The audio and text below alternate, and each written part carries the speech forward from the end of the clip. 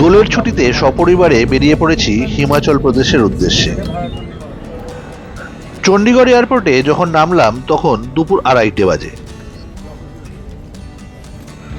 এয়ারপোর্টে luggage collect করে বেরিয়ে এলাম ট্যাক্সি স্ট্যান্ডে।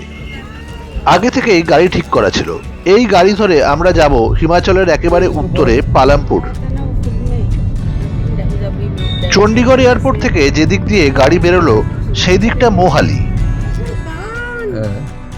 মোহালির বিখ্যাত এডুকেশনাল ইনস্টিটিউট আইজারের গেট দেখতে পেলাম।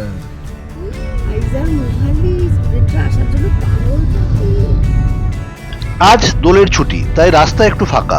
অন্যান্য দিন এই রাস্তায় নাকি বেশ কনজেশন থাকে। সামনে বাঁদিকে একটা বড় গুরুদুয়ারা দেখতে পেলাম। রাস্তার ডান দিকে যে কমপ্লেক্সটা দেখা যাচ্ছে ওটার নাম হোমল্যান্ড। একদিকে গুরুদুয়ারা, অপরদিকে হোমল্যান্ড। পাঞ্জাবের নাকি সব সেলিব্রিটির এই হোমল্যান্ডে ফ্ল্যাট রয়েছে। পরিষ্কার সুন্দর শহর, চওড়া রাস্তা ধরে আমরা এগিয়ে চলেছি। আমাদের ডেস্টিনেশন পালামপুরের ইনস্টিটিউট অব হিমালয়ান বায়োরিসোর্স টেকনোলজির গেস্ট হাউস।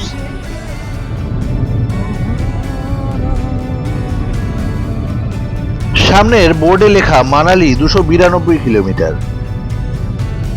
পালামপুর মোটামুটি মানালির কাছাকাছি। আমাদের পাঞ্জাবি ড্রাইভার পেট্রোল পাম্পে গাড়িতে গ্যাস ভরে নিল। আমাদের লম্বা জার্নি, তাই একটা রেস্টুরেন্টে দাঁড়ালাম কিছু খেয়ে নেওয়ার জন্য।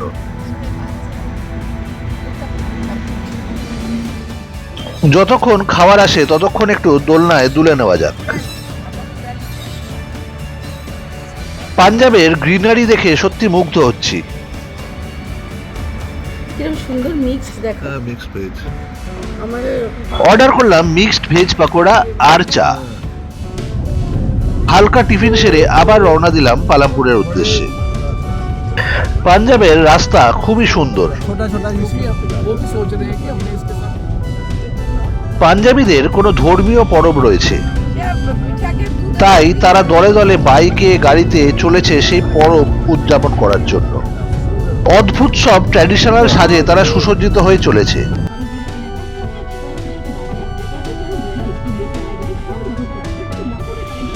वाला की वो लगी ना फोटो, हर जगह इसकी फोटो मिलेगी। ये इतना पॉपुलर था हमारे, बहुत तगड़ी फैन फॉलोइंग थी इसकी।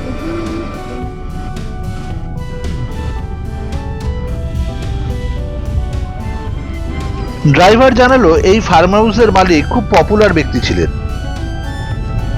পথে খুব সুন্দর সুন্দর ব্রিজ পার করছি। পাঞ্জাবিরা তাদের ধর্মীয় অনুষ্ঠানের জন্য দলে দলে চলেছেন।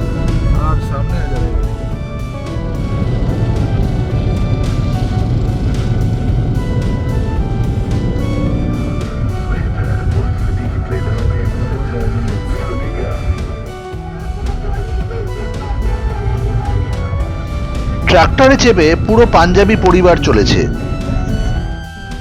নদীটা দেখো, সব দাঁড়িয়ে নদীটা দেখো কি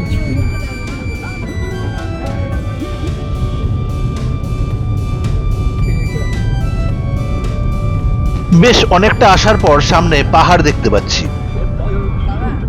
তার মানে আর কিছুক্ষণের মধ্যেই আমরা হিমাচল প্রদেশ ঢুকে পড়ব।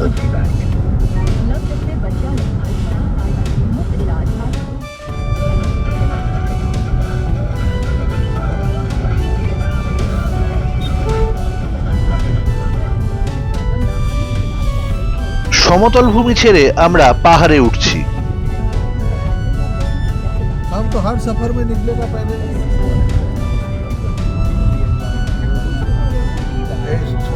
पहाड़ पाहाड़। সামনে হিমাচল প্রদেশ ঢোকবার গেট দেখা যাচ্ছে। ড্রাইভার জানালো যে হিমাচল প্রদেশ যেদিক দিয়ে ঢোকো এন্ট্রি ফি দিতে হয়।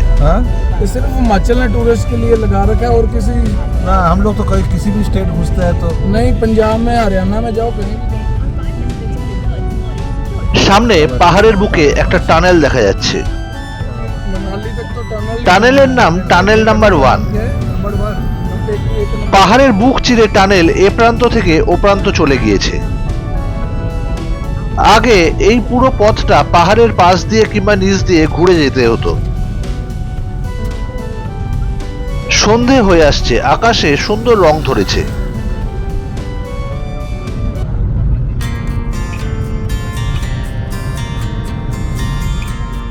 সামনে আরো একটা টানেল দেখতে পাচ্ছি। এটার নাম ন্যাশনাল এই টানেলের নাম টানেল নাম্বার 2। বাবা এক একটা পাহাড় কেটে কেটে বার করে দিয়েছে। তাহলে সময় বাঁচবে না কেন, আবার একটা ঢুকে যাবে। এই টানেলগুলো হওয়ার জন্য মানালি যাওয়ার রাস্তা 10 ঘন্টা থেকে কমে 6-7 ঘন্টায় নেমে এসেছে। দেখো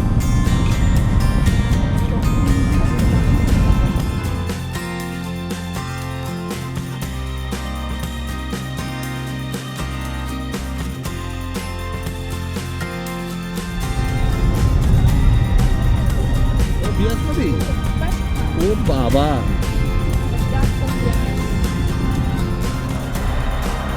বিয়াস নদী পার করছি।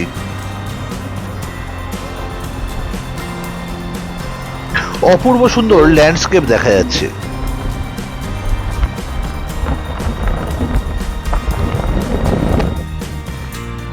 সন্ধে নামার আগে একটা পেট্রোল পাম্পে বিরতি নিলাম।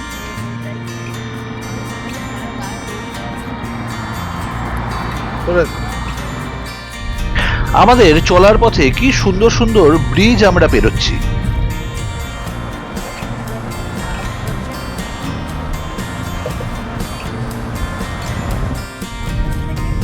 সামনে আরো একটা টানেল দেখতে পাচ্ছি। এই টানেলটার নাম টানেল নাম্বার 3।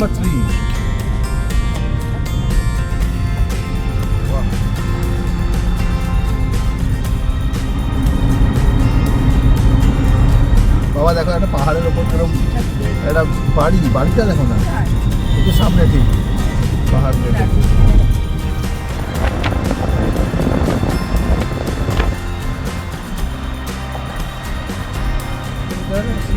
মানালির দূরত্ব আরো 170 কিলোমিটার।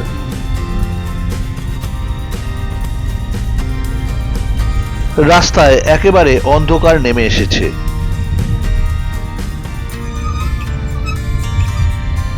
পাহাড়ের ও প্রান্তে আলো ঝলমল করছে।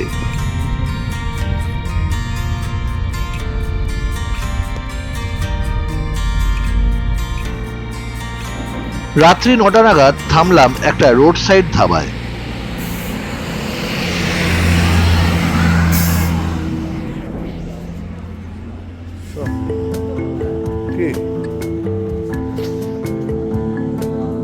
ড্রাইভার রুটি তরকারি খেয়ে নিল, আমরা একটু চা খেয়ে আবার রওনা দিলাম।